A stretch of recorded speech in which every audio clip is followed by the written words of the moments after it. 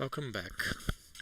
This is our latest video in our series of introduction to diffusion image filtering, and we're almost there, right? We are almost at the end, and we're just gonna do a quick recap of what we saw in the previous videos, and then in this one we're gonna merge everything together and actually implement a filter, a very efficient filter by the way, and we will see its effect in an image. So if you recall, in the latest video we saw what happens when we encounter a nonlinearity, right? When we have a nonlinearity in our diffusion equation, what we do is we have, so suppose we have a field U here. This is our field U, right? And then with this field U, we can pass it to a function G,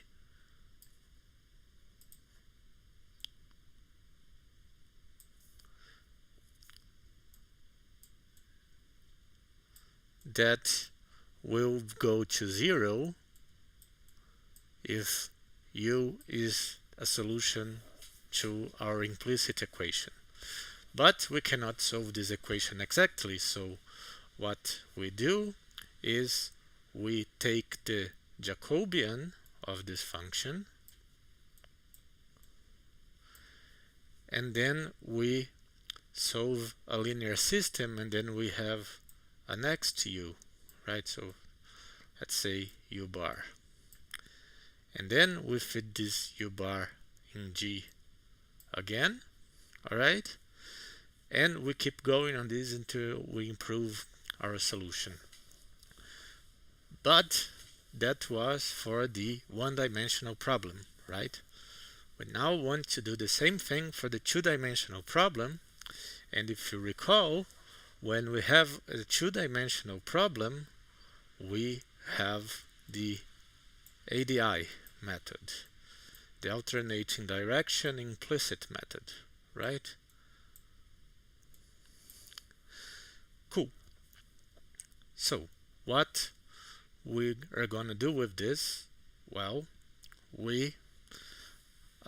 if you also remember, this step here of finding a U-bar, the Jacobian, it involves a three-diagonal inversion, or the solution of a three-diagonal system that we can implement rather efficiently in C++ with the method of cyclic reduction, right?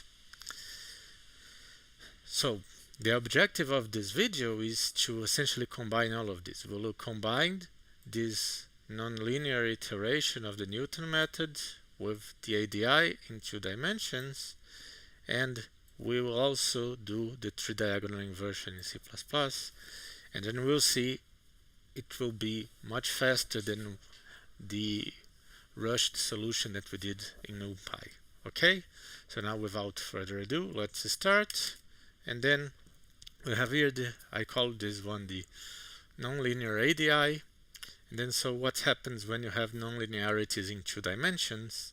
Well, if you recall, in our video on the Newton method, we solved del U del t equals d second derivative of u minus b the square of the x derivative of u, right? But now in 2 dimensions, that equation generalizes to del U del t equals d nabla u minus b the square of the gradient of u squared, right? And then, so how we're going to solve this? Well, if you recall the ADI, the alternating direction implicit method, to solve this it was crucial to break this thing up into two parts, one for the x coordinate and one for the y coordinate. And it turns out that for this nonlinearity here, we can also do that.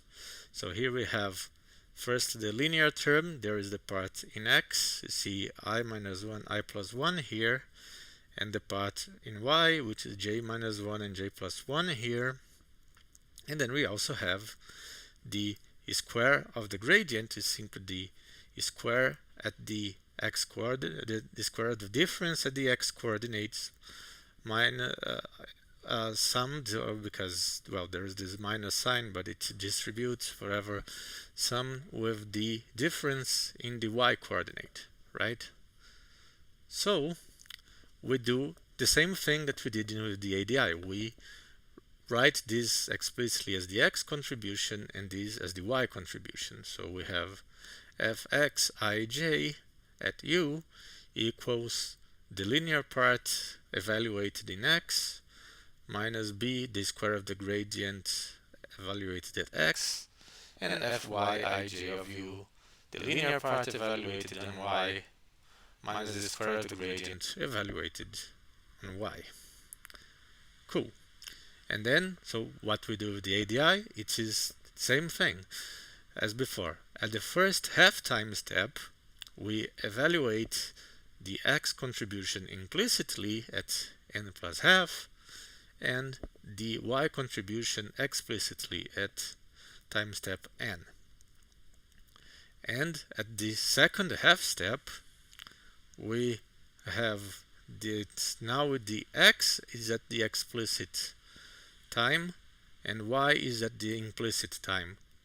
Okay, and then we'll see that it will look very similar to the one I mentioned of Crank-Nicholson method if we just transpose some matrices. So if you recall that with the Newton method we have that function g, that function that I mentioned here, which is the function that we need to find the root to apply the Newton method.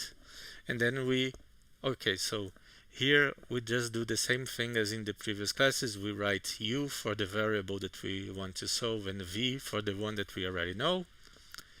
And we have that g at the first time step is uij minus delta t divided by 2 fxiju minus this thing vij plus delta t divided by 2 fyij of v. And at the second time step, it's the same thing, but now x and y are reversed. And there's a reason why I put this guy under parentheses, because this guy is sometimes called the source term, right? Because this function depends on u and v, and this dependence on v is static, right? It does not change as you iterate u. So this is sometimes referred as the source of the equation of the function for the Newton method, right?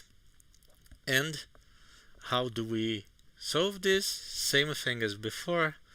We write the Jacobian for this function g1, and the Jacobian here is g2. I will need to fix this later.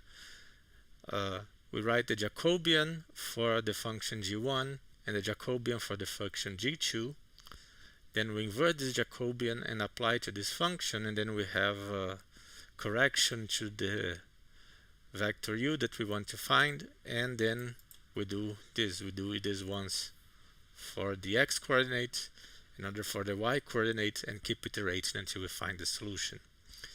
And if we do it as before, we introduce alpha d equals this normalized diffusion constant, alpha b also this normalized nonlinear constant if you want, and then we can compute these delta t divided by 2f terms that appear there, just substituting this formula. And also when we compute the Jacobian for the Newton method, again this is the same formula as before. So what I did here, I simply wrote down the equations for the two-dimensional case, and then this is how we solve them.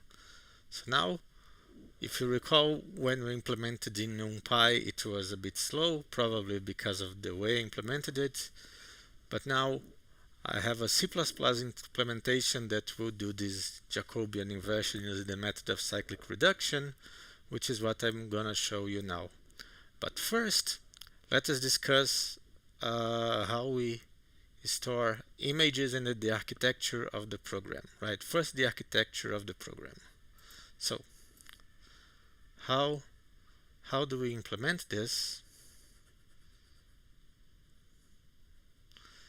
So, if you are familiar with programming, if you know how matrices are stored, you know that the rows are contiguous and the lines are not, and the columns are not, right? So in the horizontal, so if you have an image here, then these things will be stored contiguously in memory, but not the columns, right? And it's important to know that if you want to optimize for a cache, for example, because if you when you are programming a code, if you can put everything that you need to access close to each other, the processor will optimize that by putting that in the cache, and then when it's closer, it doesn't really like put individual bytes in the cache, it only puts sections of memory. So if you can do computations on things that are close to each other, it is much easier for the processor to optimize, right? So what we do here, we have an image, and if you recall, so this term here, this source term for the x equation involves a computation on y, and the y, this equation for y involves a source term for x. And the way we do this, we do the following. So if we have like we store the image in an array called D, for example. So from this array we fill two others, dt, but now this will be the same image but transposed. So what is here will instead come here. I would tell the reason for this in a moment. And also we compute from this another matrix which is also transposed, but now it contains that source term, so we can say this is source data transpose if you want. And then this here will have the source, but now transposed. Okay? And what is the idea between transposing this? Because now the next step of the iteration, the Newton method, will actually operate on the rows. And this is good because these things are close in memory. So what we're going to do is we have a class for Newton solution that will let this class access these two guys here. All right? And while this class is accessing, it will keep this source active. It needs that source to keep running the iteration, and then it will keep updating this field here and also the other ones. But now it will update in this direction. And that's the whole idea behind the transposition, right? And this is one half step of the ADI.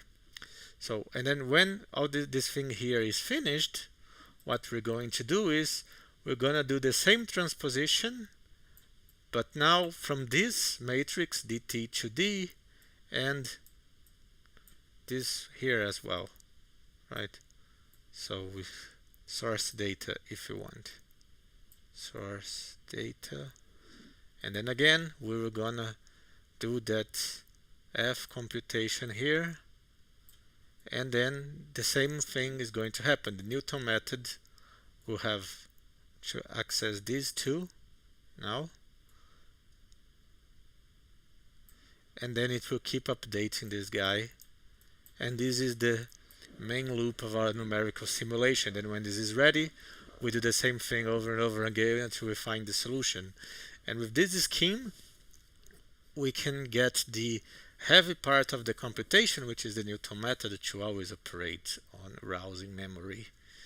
We're essentially like storing the image 4 times if you want, using a bit more memory, but we do this optimization that's very friendly to the cache, right?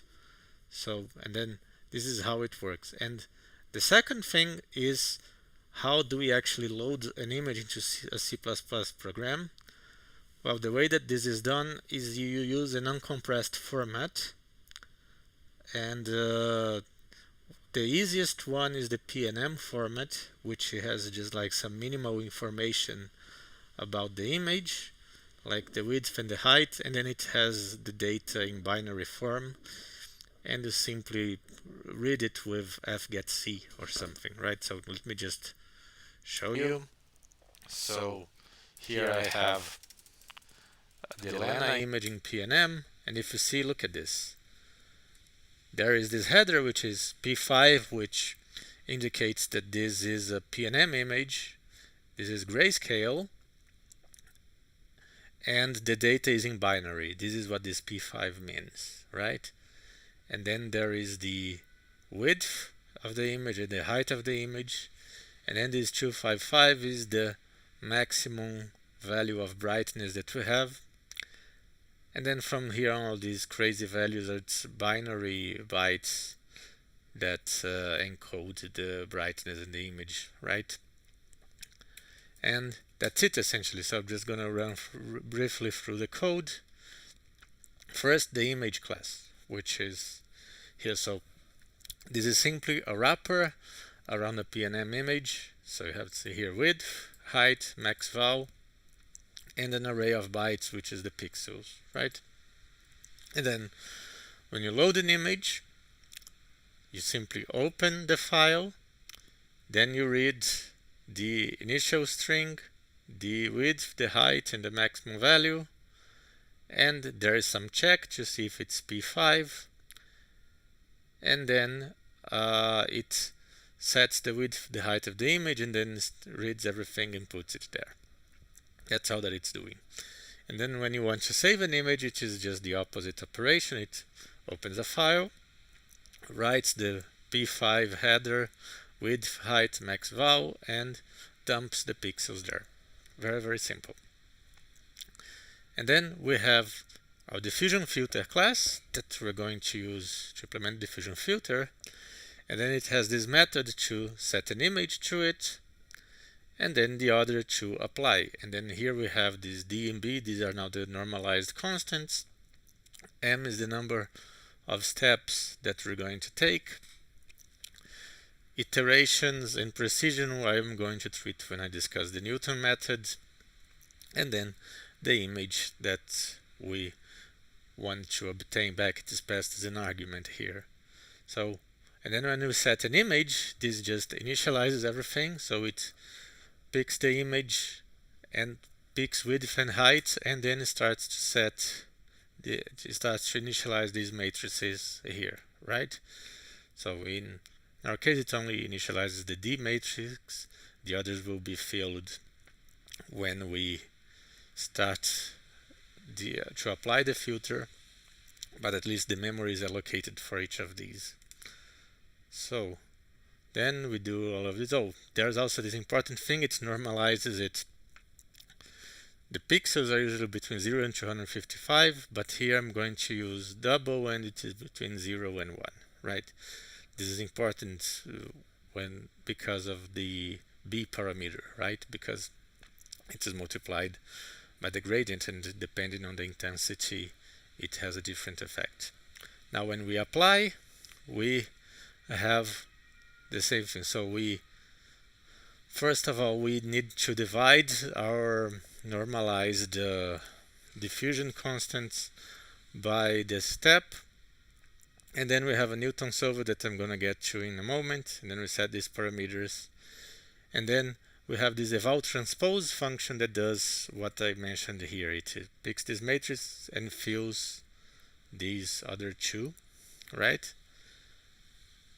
And then it picks the Newton solver, and then these matrices that it filled here called data T and source data T, it gives access to them, and then for each line there are like I said, the Newton solver operates on lines, right?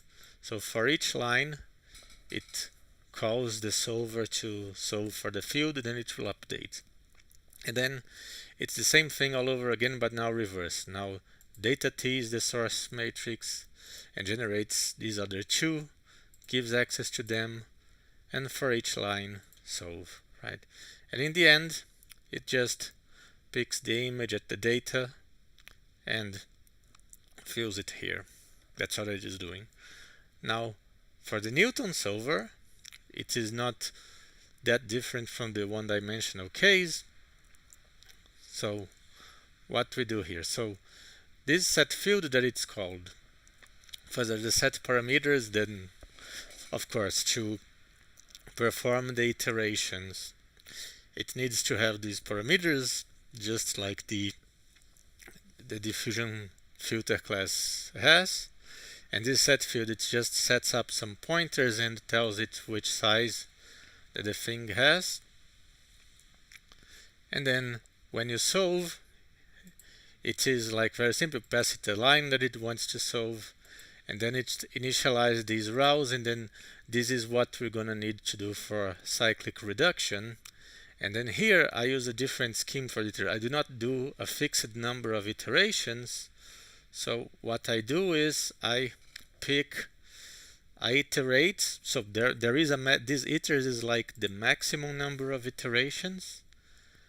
And then when I get a correction that is less than the precision that it needs, I just break it immediately and I don't go anymore. And the reason for this is that suppose that you got to a situation where you have like the smallest value that you're going to need to update you is around the 10 to the minus 15 or something, which is like the minimum precision of a double, right? Since our field is like between 0 and 1, it makes no sense to keep going because the computer cannot handle it. And this is in general more efficient because if you remember, there's that case where the equation is linear. With one iteration you already converge to the solution. So it's better to do this check and abort because you open yourself the possibility that you have converged to the answer very fast. And also these maximum iterations kind of like a safeguard to suppose it does not converge, converge very slowly. Well, at least you give an answer, right? So that's more or less. And then let's see how this iteration works. So here, well, this is just naming variables, and then this diff, it is just computing the function g, right? So if you go here, this here is the function g, and this is set up in the independent coefficient for the cyclic reduction.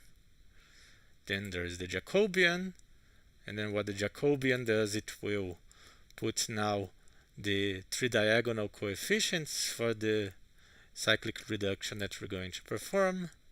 And then there is now the reduce step, which is actually perform the cyclic reduction and solve the linear system. You see here we have this loop that we already discussed, and then it becomes a diagonal system, and then we just pick.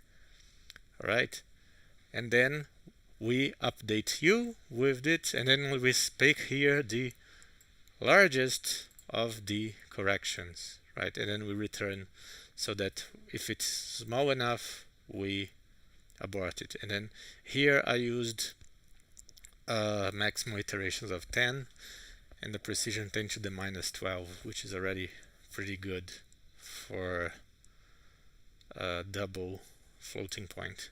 Alright, cool. And then so the only thing that needs to remember is that I'm passing these parameters, these d, b, whatever, I'm passing through the command line. Okay, so well, I already ran these things here, so I can show you the results more or less exaggerated to see the effect. And then, so without further ado, so this is the Lena image. This is the original one with no filters. And then this one is with a very aggressive blur, no non-linearities here, only the linear diffusion equation, right? And then this is here when I put a very large negative value for the non-linearity. If you remember, this increases the amount of field, so this will increase the brightness. And then you see how it is still blurred, but now the edges, especially the edges, they went up in color. Right? If you see like in the mirror or in the wall, these edges expand as to become much brighter. And the other image is when you have a very large positive value for the nonlinearity B, and then you see it is the opposite, it darkens it. So you see now the mirror, which was black before, now expanded, and the wall, which was white, it has shrunk.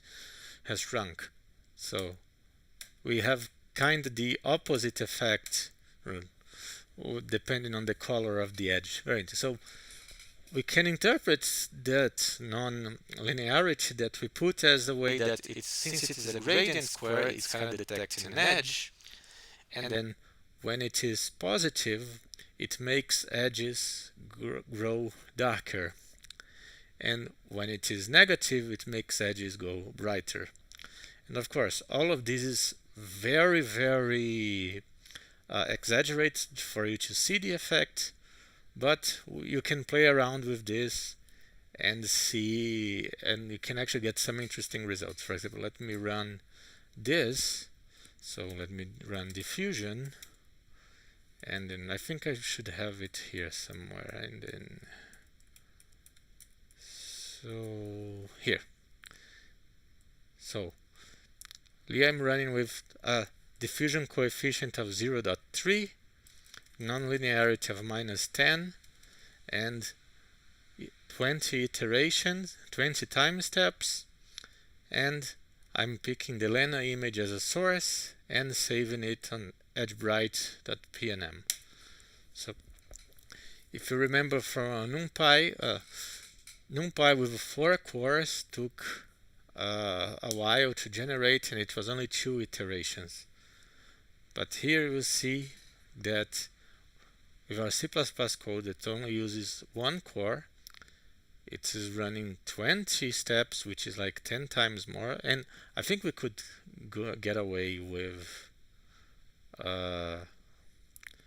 less time steps, with fewer time steps, but I don't care. Let's just run with this. You see, it will take a while to run, but yeah, it's already finished. It was already faster than before. And then, so now let me go ahead and put this 10 and put edge dark to pnm.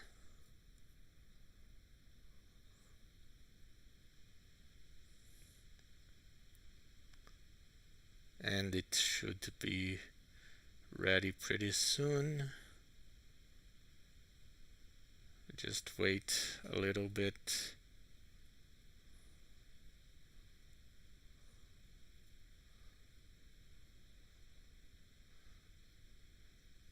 And you can see how and this is, by the way, this is only 1 core. If we were using 4 cores, we could get even better speed. But it's okay.